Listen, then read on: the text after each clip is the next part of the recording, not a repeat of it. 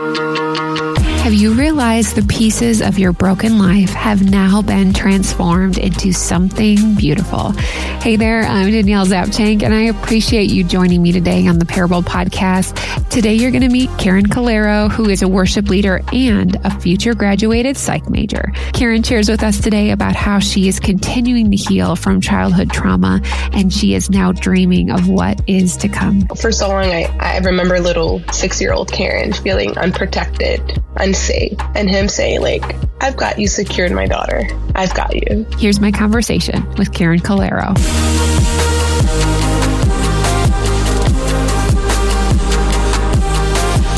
I am thrilled to introduce you to Keren. Keren, you are a resident of New York. New York City or just New York?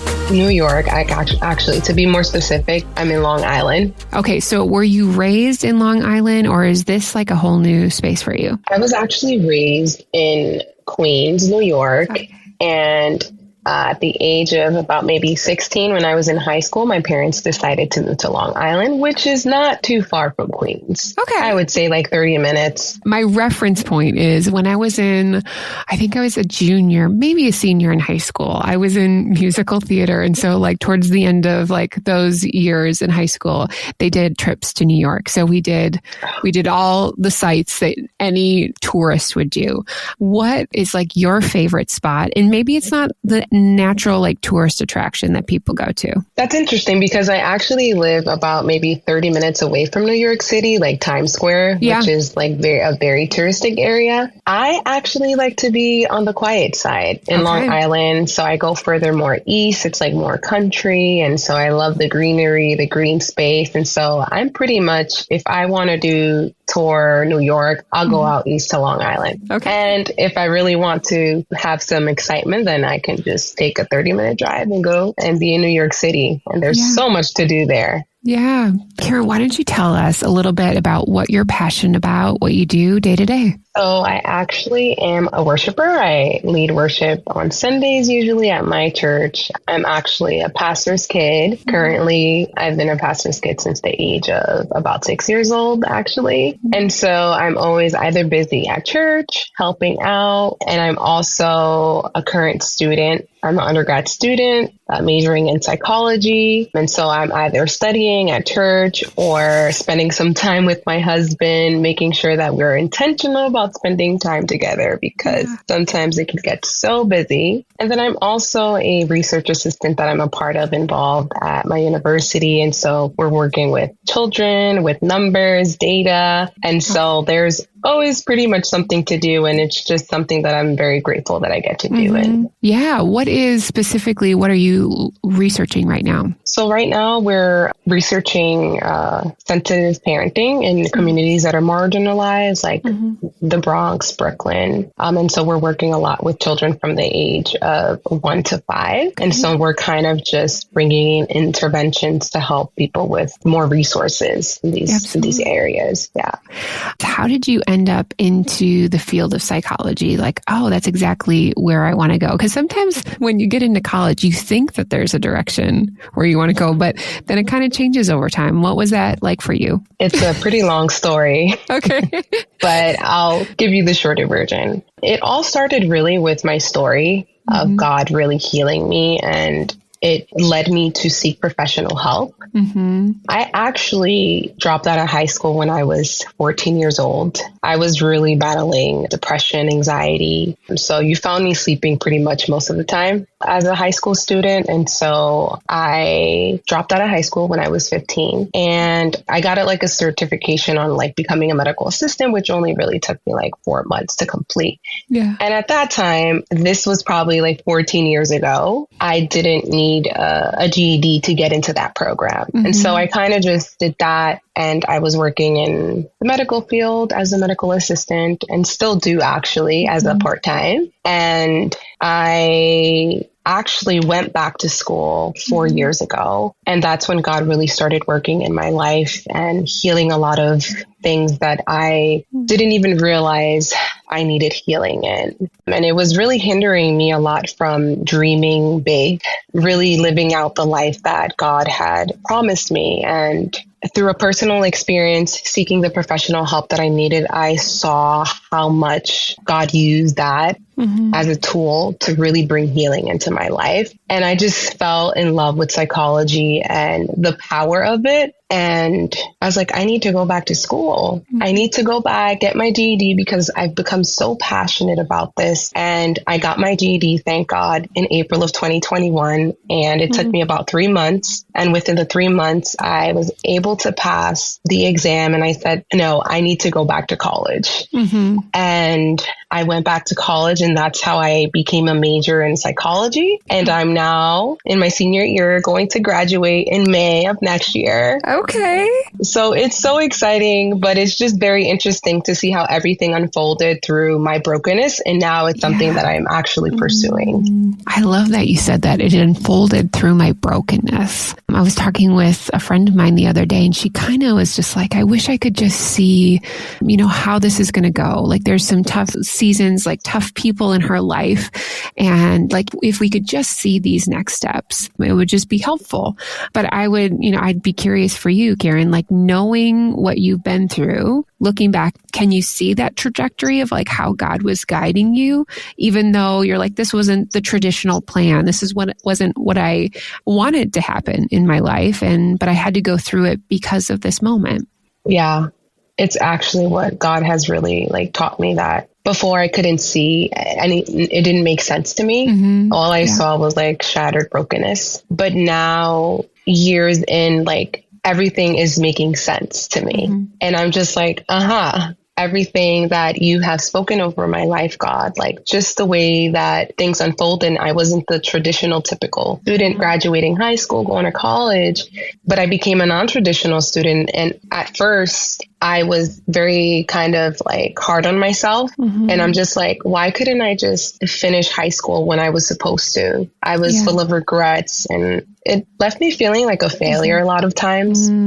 But it's just to see now how everything has just unfolded and fallen into place. I'm just like, wow, God, like I'm so grateful that it happened this way, because I've been able to experience him in such a supernatural way that I couldn't see before. Thank you for sharing that. Keren, before we jump into another part of your story, how did you meet your husband? So I actually met him through a mutual friend. He actually is from Canada. Okay. And so we had a mutual friend, and my friend told me like, you have to meet this guy. You guys are so alike. I think you guys would really hit it off. And I'm just like, I am not trying to date right now. I was 21 at that time, and I didn't even know what I wanted, but he was just so sweet, and I fell in love with his sweetness. Such a gentleman, very respectful, and I really felt very comfortable around him and safe. And so we hit it off as really good friends. We got to know each other, and then I'd say maybe 3 years later, we started dating.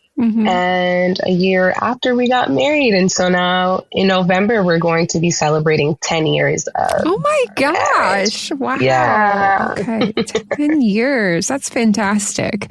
Yeah. That is definitely like my go-to question when I meet couples. It's like I asked this guy, I'm in an aqua class, and he was there with his girlfriend. I'm like, how did you guys meet? And they're like, online. And he was like hesitant about it. But I'm like, that's like totally normal now. Yeah, that's the way now. So that's amazing. All right. Well, Keren, I just think, just by talking to you right now, like we have so many pieces of our story, in the broken, the messy, but it's also beautiful.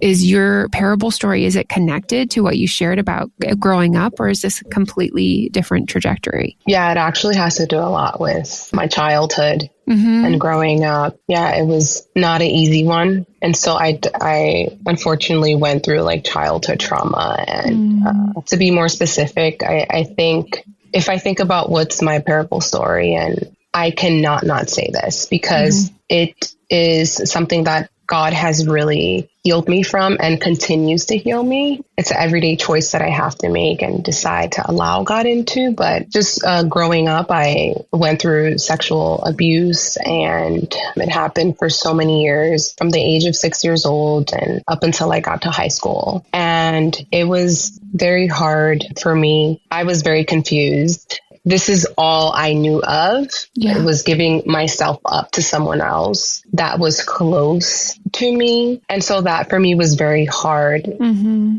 And I don't want to deny and ignore how hard it was, but I'm just like at a place now where it's just, it doesn't bring me down like it used to, but it's just like, wow, God has been so faithful.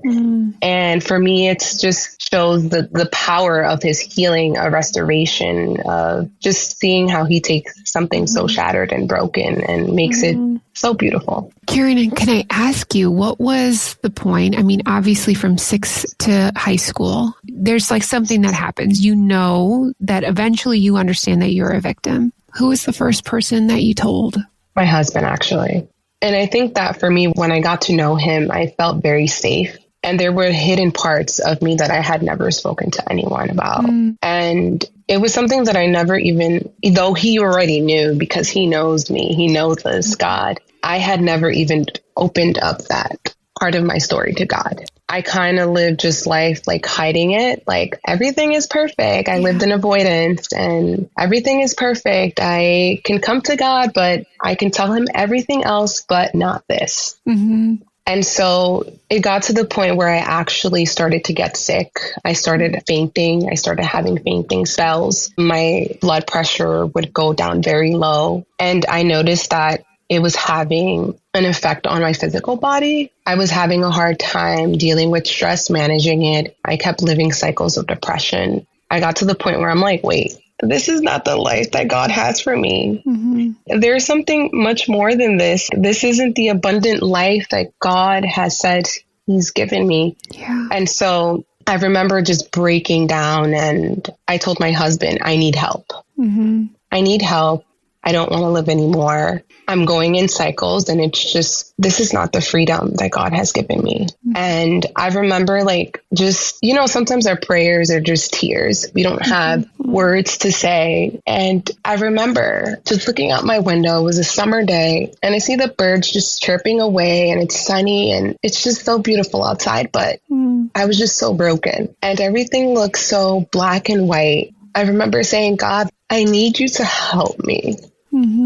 I need you to help me, like rescue me, please. I can't live this life anymore this way. And I told my husband about that day and I'm just like, I don't want to do life anymore.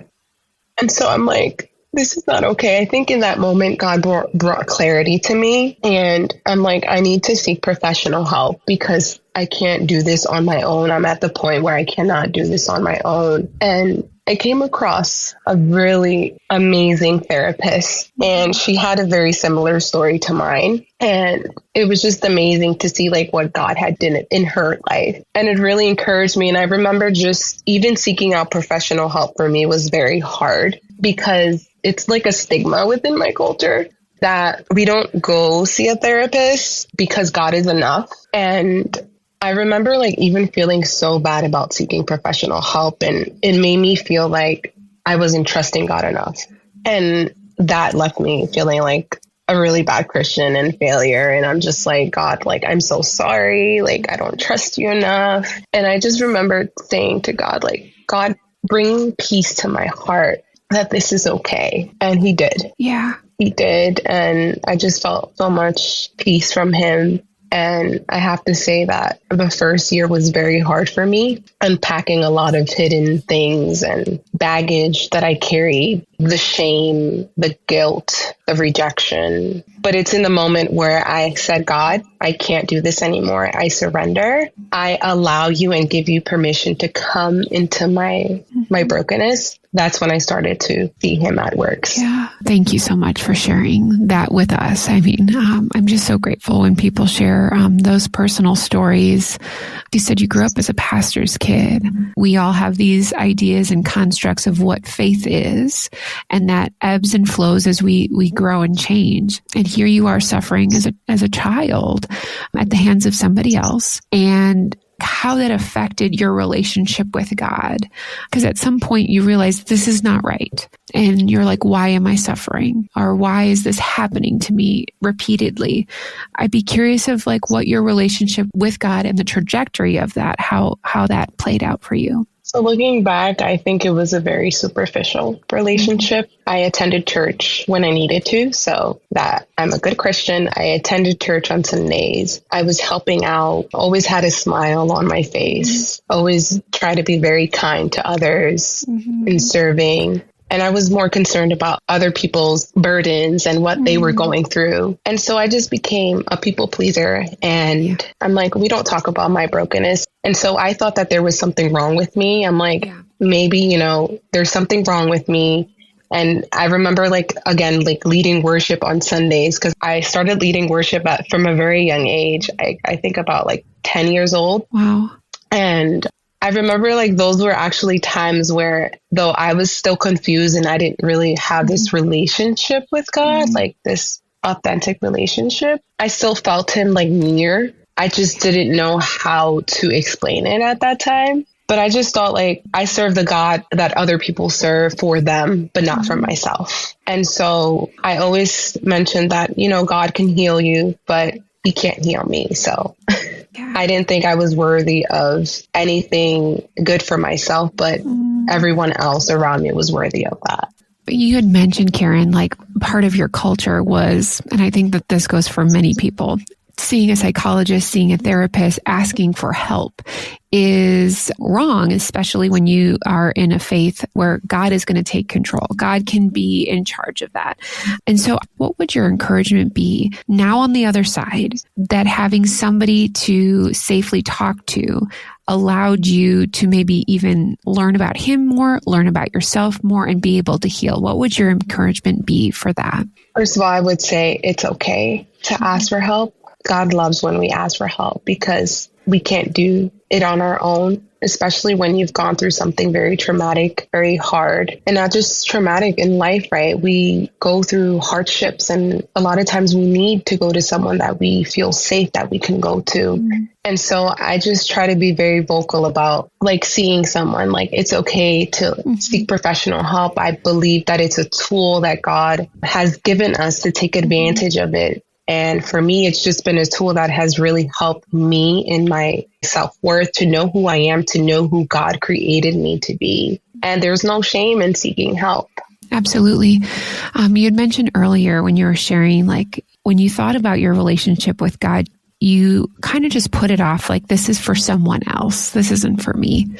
And you've used words like regret, failure. You didn't find yourself worthy. When was the time where that started trickling in for you? Do you remember a moment that you're oh, wow, Keren is worthy. You are worthy of love. You are worthy of being able to go to school and to learn. And that shame just kind of started peeling off of your life? You know, it actually was when I would show up to my therapy session and talk to my therapist. And she's actually a Christian therapist. And so she brought in a lot of truth and helped me unpack and expose the lie of the enemies, telling me that I wasn't good enough, that what had happened to me was my fault. And so just exposing that, talking about it out loud, and with the help of my therapist, really just helping me to facilitate and unpack that more, I came to realize the enemy really had me bound to his lies. It was a stronghold that he had over me. And it's kind of a light bulb inside my brain went on. And I'm just wait, God loves me. He's loved me all along. And it's from that moment that I started to look back. It's kind of this timeline. And I started to see all the moments where God really showed up through people, through someone that gave me a word that reminded me that God held me close in his arms. And it's just, unpacking that with my therapist through therapy sessions that I really started to really see myself for who God sees me. Yeah. And that is a continual journey. When we have told ourselves that, when the enemy has kind of put all of these seeds in place in our life and they've grown, it is ripping them off over and over and over. And then they just keep popping up. So how do you consistently manage that? Because it's easy for something to trigger you and you're oh, am I worthy? Why do I start feeling shame in this way? What would be just some tools of how to manage that for any of us kind of walking through something and we're on the other side, but how do we continue that way? Before, it would be like an automatic thing of like, say if I was triggered by something and I'm just like, I'd say to myself, like, you see, you're a failure. Like, you're not loved. And so now it's become an automatic thing because I've been more intentional about when I have a thought, like to challenge it and say like, okay, is this actually true? Like, what does the word of God say? Like, he says that I am loved. And so it's taking me time to be repetitive and to remind myself with his truth of who he says I am. I remember when I first started doing this, just challenging the thought, I would always ask myself, like, I'd have these little conversations with myself, like, why do you say that you're not good enough? What is making you feel that way? And so I already knew the root of where it was coming from. And so every time that I had a trigger or I had a thought, it'd take me a few seconds and I would bring it to God and I'm saying, God, like, I feel this way. This is how I'm feeling. I was triggered. Just please remind me that you love me. And just saying it out loud just became like your exercise and repetitive. And I started to automatically start believing it. And I would say that it doesn't happen as often as it used to. And when that thought does come, I feel so safe that I could run to God when I felt that I couldn't do that before. Keren, if you could go back to like your 6-year-old self and you could talk to her today and say, there's going to be some brokenness, but on the other side, there's this, what hope would you give your 6-year-old self? That's a good question. I would say, you're going to be okay. God's got you. I'm protecting you. I'm defending you. I'm on your side. You're not alone. And just feeling the hugs and just the warmth. For so long, I remember little 6-year-old Keren feeling unprotected, unsafe, and him saying, like, I've got you secured, my daughter. I've got you. Keren, you have this journey now that you're going to start this. Well, you're almost finished the journey of psychology. Everything that you've learned while you've been in college, has there been some of these things that have popped out that now you've been able to really encourage people that you've met, whether that's at church, whether you're at school, whether it's people on the street? Because of your story now, you're able to speak life, speak truth into other people. Has there been an occurrence like that for you so far? Yeah, it's happened actually quite a few times actually on campus, and without even realizing, people have come to me, and it ended up being like being part of like the research team that I'm a part of. Like, they knew a little bit of my story, not to in depth, and they're just so encouraged and inspired to see like, wow, like, you're doing all this. You just came back to school. You just got your GED, like, with your story. Like, how is it? How have you done it? And it always goes back to God. God has really helped me. And I just have these moments, like even learning through lectures where I saw little me going through that as a child. And a lot of my behaviors and tendencies make sense to me, like why I isolated myself, why I was very quiet and didn't really speak up, and other things. And I'm just like, wow, God, like, you have really taken something so broken and you've made it whole and you've made it new, and it leaves me in awe. And I guess people around me can see that, and it's just, I can't say nothing but God. It's been God. I love that you said the brokenness and just like how God beautifully restores that and cascades that into not only your life, but others' lives. And it just reminds me of what you said earlier, like, you don't want to share it with anyone. I mean, because there is that shame that holds us, but because we share our stories, there is this openness and realization, like, other people have walked through this as well. Maybe not exactly in the same places, but gosh, there's just like that connection point. And I think that's why I love stories so much, because we can hear these pieces and you're like, okay, yes, God, like, I know I'm not alone in this. Keren, I'm just like so thrilled for you, and like, you're almost at the end of your journey, and like what good you're going to continue to do in the world, and how God is going to use you, and how beautiful that, you know, you had this psychologist, this therapist that worked with you, that Christian therapist, and now you get to be that for somebody. How amazing that trajectory shift. Keren, any final thoughts before we wrap up today? I just want to say, if you're listening today and you have maybe gone through something similar and it's something that you maybe say, this is not something that I want to talk about, or something that's been hidden, you've been living in silence, I just want to say that God sees you and he wants to heal your heart. And if you would just allow him to heal your heart so you could feel and live that abundant life that he has for you. Amazing words. Keren, if people wanted to connect to you or maybe hear a little bit more of your story, how is the best way that people can do that? You could follow me on Instagram at KerenJC-. Great. We will put all of Keren's information in today's show notes. Keren, it was a joy to talk with you today. Thank you so much, really, for sharing your story with us. And I'm just excited to see where God continues to take you. Thank you, Danielle, for having me. Wasn't Keren the sweetest? You know, if you have suffered through abuse as a child or even still today, I'm going to put some resources in the show notes about how you can reach out for help. But please take a lesson from Keren. There is never a wrong time to ask for help. To connect with Keren, simply visit DanielleZapchenk.com for details. And here are 2 reflection questions from our time with Keren. Number 1. What hidden or broken parts of your life have you chose not to give in over to God? I'd love for you to list those out or think about maybe those pieces you thought you did, you never really did in the first place. Number 2, I would love it if you would write a note, or maybe it is even a full letter, about how you are worthy to God. How you can release any of these false lies that you may have been holding on to in your own life. As always, the editing skills that go into the production of the Parable Podcast are all my husband. Thanks so much, babe. I am so grateful that you took the time to spend it with me. Remember, your Parable showcases how God uses the broken parts of your life to create this beautiful masterpiece of his faithfulness. We'll see you back again next week on the Parable Podcast.